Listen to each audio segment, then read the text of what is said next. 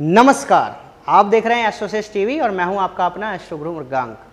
हम आगे बढ़े उससे पहले यदि अभी तक भी आपने हमारे वीडियो यूट्यूब चैनल एस्ट्रोसेस टीवी को सब्सक्राइब नहीं किया है तो कृपया अभी कीजिए और इस पूरी वीडियो को देखने के बाद आपको पसंद आए तो इसे लाइक और शेयर करना बिल्कुल ना भूलें। तो आइए शुरुआत करते हैं।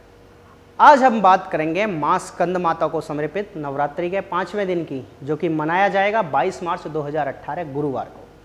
माता स्कंद माता की पूजा नवरात्रि के 5वें दिन की जाती है।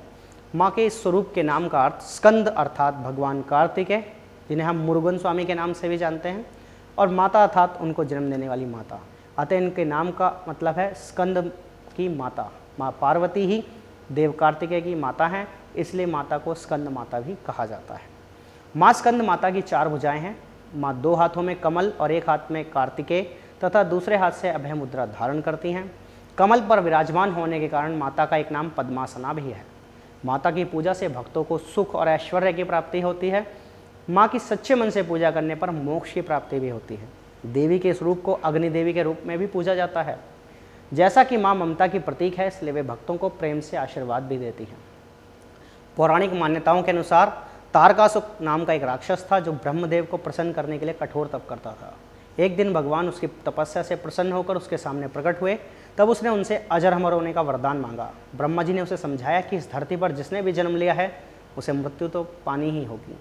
तो फिर उसने सोचा कि शिव जी तपस्वी हैं, इसलिए वे कभी विवाह नहीं करेंगे। अतः ये सोचकर उसने भगवान से वरदान मांगा कि वो केवल शिव पुत्र के द्वारा ही मारा जाए। ब्रह्मा जी उसकी बात से सहमत हो गए और तथास्तु कहकर अंतर्ध्यान हो गए। उसके बाद उस राक्षस ने पूरी संसार में तबाही मचाना शुरू कर दिया और लोगों को अत्याचार करने लगा, उन्हें मारने लगा। उसके अत्याचार से तंग होकर देवतागण भगवान शिव के पास पहुँचे और विवाह करने का अनुग्रह किया। तब भगवान शिव ने देवी पार्वती से विवाह किया और कार्तिकेय जी के पिता बने। जब भगवान कार्तिकेय बड़े हुए तब उन्होंने तारकासुर दानव का वध किया और लोगों को उसके अत्याचारों से मुक्त कराया।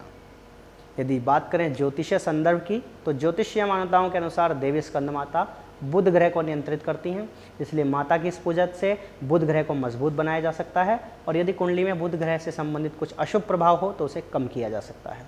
अपने संतान की दीर्घायु के लिए, साथ ही साथ जिनको संतान ना होती हो उन लोगों को भी, और जीवन में ऐश्वर्य की प्राप्ति के लिए माँ स्कंद माता की पूजा अवश्य करें। माता की पूजा का मंत्र है ओम देवी स्कंद माताए नमो नमः। प्रार्थना मंत्र है ओम सिंहासन गता नित्यम पद्मांचित करद्वया शुभदास्तु सदा देवी स्कंद माता यशस्विनी।